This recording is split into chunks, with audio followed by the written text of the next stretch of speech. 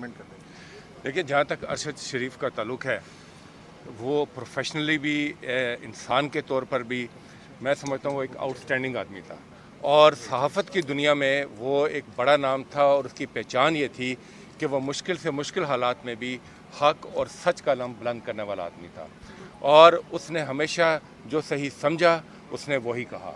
مگر بدقسمتی یہ ہے کہ یہاں پر جب سے یہ فاشسٹ حکومت آئی ہے، اسپیشلی میں یہ کہوں گا، اس کے بعد سے یہاں پر جو میڈیا پر قدغن ہے، جس طریقے سے چینلز، جس طریقے سے صحافی جو تشدد ہو رہا ہے، پھر میڈیا کے علاوہ کوئی انسٹیٹیوشن نہیں بچا۔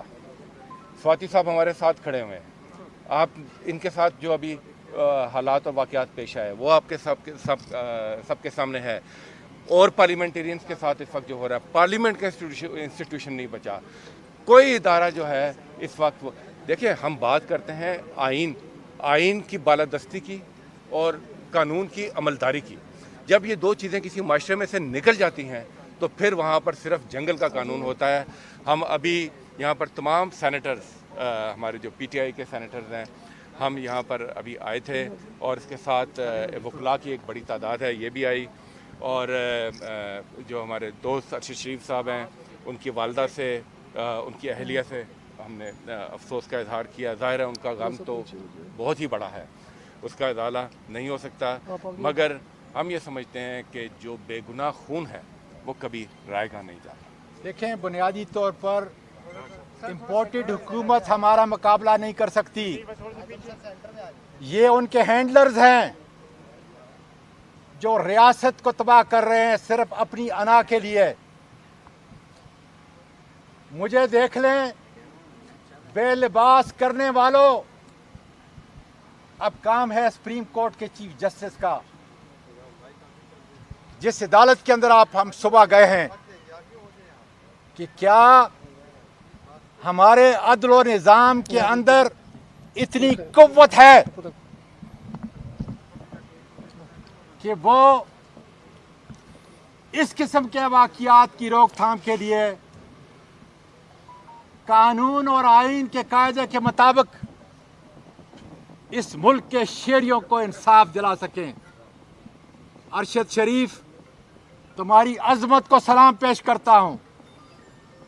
عمران ریاض ہو، سمیع ابراہیم ہو، صابر شاکر ہو، ایاز میر ہو، جمیل فاروقی ہو، یا ایک عام کیمرے کا کارکن جو اپنے ضمیر کی آواز کے اوپر حقیقی آزادی کے لیے کھڑا ہے، اگر ہم نے اس ریاست کو 22 کروڑ لوگوں کو آزادی اور انصاف دینا ہے تو پھر ہینڈلر سے ہم نے جواب لینا ہے۔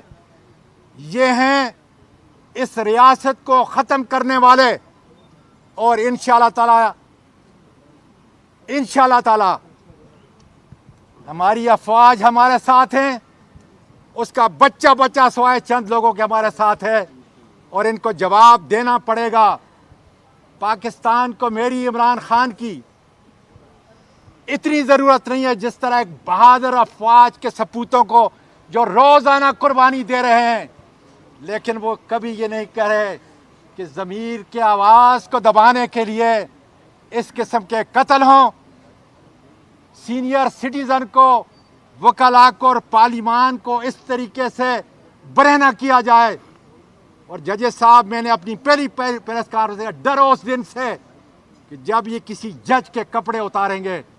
آج عدل و انصاف کے کٹہرے میں ایک سائل کی حیثیت سے گیا تھا، یقین ہے کہ میرا دین، میرا آئین، میرا قانون اس ملک کو بچانے کے لیے، اس ملک کے شہریوں کو بچانے کے لیے، ان کی عزت کو بچانے کے لیے انشاءاللہ تعالی آنے والے دن کے اندر اپنا فیصلہ کریں گے۔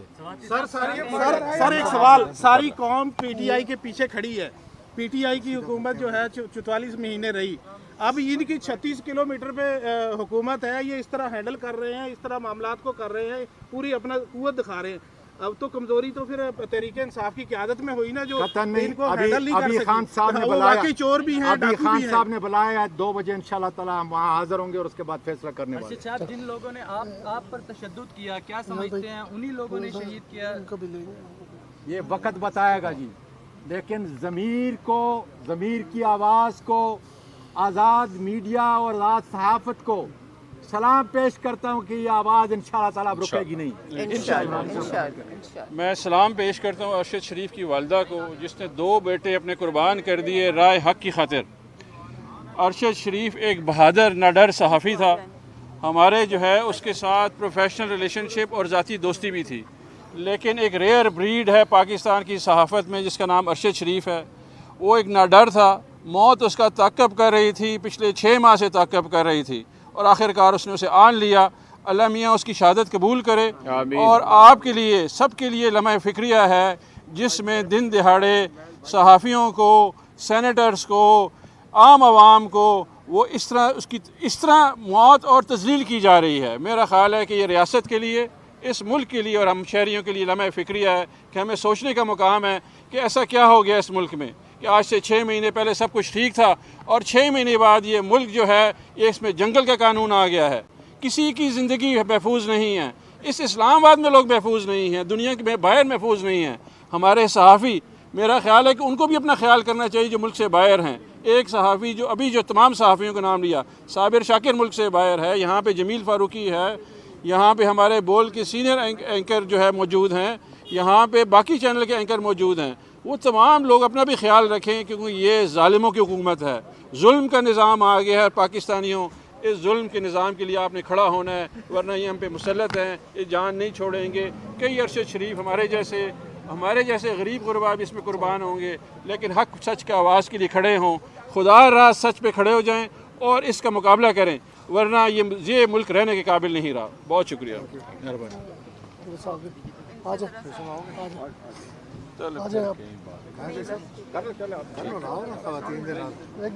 دیکھیے، میں تو ایک ہی بات کہتا ہوں کہ حضرت اقبال نے ارشد شریف کے بارے میں یہ کہا تھا کہ فرشتہ موت کا چھوتا ہے گو بدن تیرا، تیرے وجود کے مرکز سے دور رہتا. بظاہر تو جسد خاکی میں وہ پنہا ہو گیا، لیکن وہ پوری اس ملک کی فضاؤں کے اندر، آزاد فضاؤں کے اندر بکھر گیا ہے. اس کا پیغام ہر گھر تک، ہر دل تک، ہر مقام تک پہنچ گیا ہے. اور میں یہ سمجھتا ہوں ہم سیاسی کارکن ہوں یا آپ صحافی ہوں، اس کی جو مشن ہے اس کو جاری رکھنے کا آج عہد کرنے کا دن ہے. اور میں تو ذاتی طور پہ بھی بڑی قربت تھی اس کے ساتھ اور بہت سخت تکلیف سے گزر رہے ہیں، لیکن اللہ کے وعدے کے اوپر پورا یقین ہے کہ وہ کبھی مظلوم کی آہ کو جو عرش معلیٰ